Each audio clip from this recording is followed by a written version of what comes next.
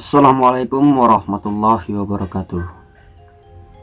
Salam satu rasa. Kembali lagi bersama saya, dimana kali ini saya akan membagikan sedikit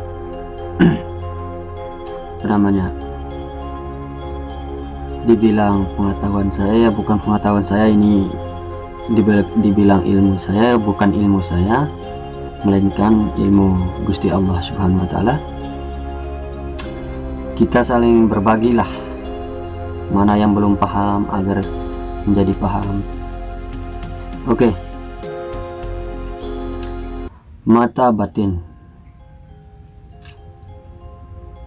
Di sini kita akan membahas apa sih itu mata batin dan bagaimana sih caranya membuka mata batin.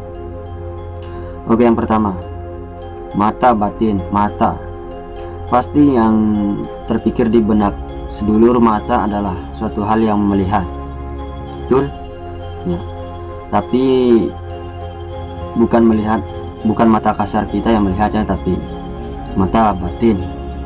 Mata batin, batin, ba dan ta. Ba yang diartikan dalam, yaitu ba artinya kebenaran, tak diartikan atau tin, yaitu tempat ataupun kedudukan.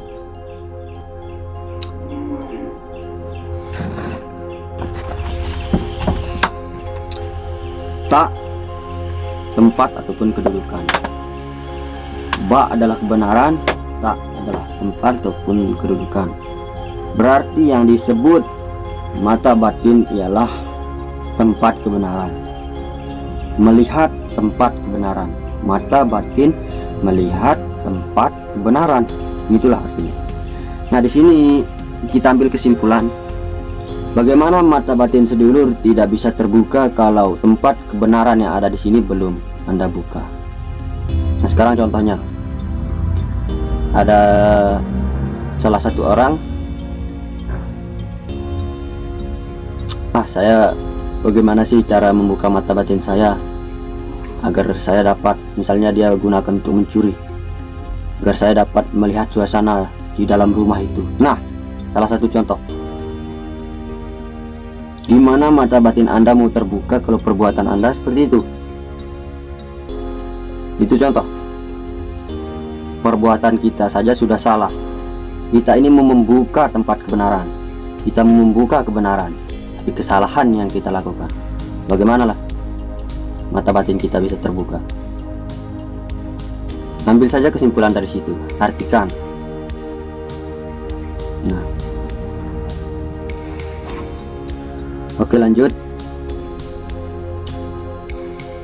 Ada banyak pihak ataupun banyak orang yang bertanya kepada saya, bagaimana sih Kang caranya membuka mata batin agar bisa terbuka? Padahal saya sudah sholat, saya sudah ini, sudah itu, tapi belum terbuka. Nah, ada yang kayak gitu,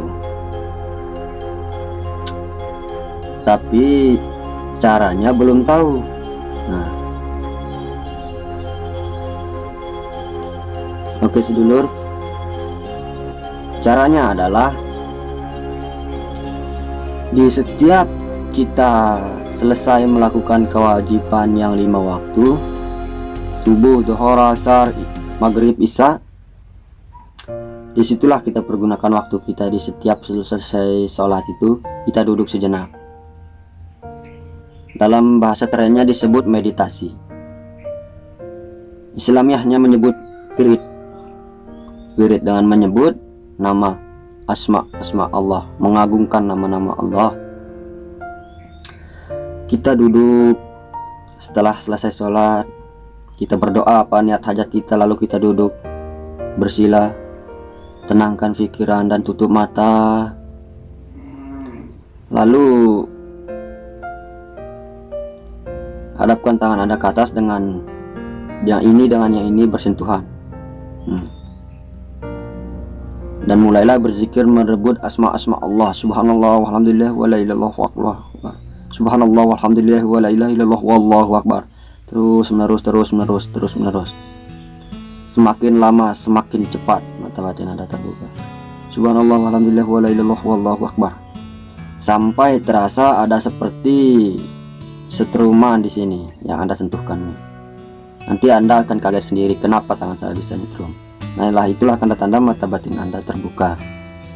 Insya Allah itu pengalaman saya sendiri. Itu menurut pengalaman saya sendiri. Bukan saya sok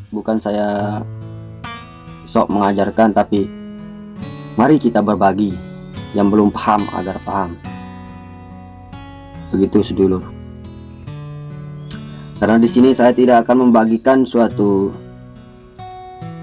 pengalaman kalau bukan saya sendiri yang pernah melakukannya. Saya membagikan pengalaman di sini karena saya pernah melakukannya. Begitu sedulur. Terus menerus setiap selesai sholat terus begitu wirid. Nah, lanjut. Terus pertanyaan yang ketiga, bagaimana sih ciri-cirinya mata batin kita sudah terbuka? Ada orang yang juga bertanya seperti itu kepada saya. Bagaimana ciri-cirinya mata batin kita sudah mulai terbuka? Nah, ciri-cirinya dengar. Ciri-cirinya ialah ketika Anda sedang melakukan meditasi ataupun wirid. Ini kalau sudah sering kita lakukan. Ketika kita melakukan meditasi, kita akan merasakannya sendiri.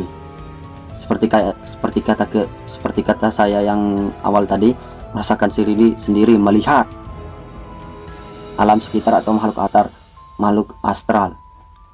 Kita akan melihat menggunakan apa, Master? Kita akan melihat menggunakan hati, yaitu mata batin. Hati, mata batin, bukan mata kasar. Ada tahapan yang lebih mantap lagi, itu menggunakan mata kasar. Tapi kalau mental kita kurang, jangan pernah mencoba. Nah, terus kita akan merasakan menggunakan hati. Rasakan, dia akan seperti bayangan di dalam pikiran kita. Nah, seperti bayangan yang kita lihat. Itu tahap awalnya, seperti bayangan. Nah,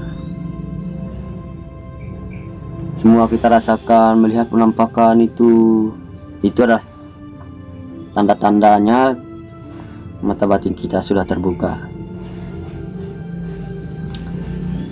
Nah, tahapan yang selanjutnya, bagaimana si Master cara agar melihat secara mata kasar? Nah, dengar. Oke, dengan cara melihat sebagai mata kasar, kita harus lebih rutin lagi melakukannya dengan menambah amalan kita dengan surah Al-Fatihah. Surah Al-Fatihah kita baca 1000 kali dalam satu wirid. Surah Al-Fatihah terus kita baca terus, dan selesai baca 1000 kali, selesai wirid, langsung ginikan tangan Anda, tempelkan di bawah lidah, lalu usapkan ke mata 3 kali. Nah, begitu caranya, insya Allah. Tapi buat yang tidak kuat melihat, jangan dipraktekkan di rumah. Insya Allah mata batin kita semua akan terbuka. Dan kalaupun sudah terbuka, ciri-cirinya, salah satu ciri-cirinya adalah kita akan selalu mengingat orang tua. Kalau kita melihat pengemis-pengemis ataupun yang meminta-minta di jalanan, rasa kasihan kita besar, rasa kasihan kita terhadap dia. Itulah mata batinnya sesungguhnya telah terbuka. Nah, kalau yang saya sebut tadi itu adalah penerawangan. Oke sedulur, sampai di sini dulu perjumpaan kita. Mungkin sedulur sudah paham bagi yang belum paham ataupun mau tanya-tanya, hubungi akun Facebook saya di bawah ini, dan bisa juga hubungi nomor WA saya di bawah ini. Nomor ini nomor Malaysia, tapi saya orang Indonesia. Nomor Malaysia, dan saya sekarang berada di Malaysia. Oke, sedulur, saya akhiri. Wabillahi taufiq wal hidayah. Wassalamualaikum warahmatullahi wabarakatuh.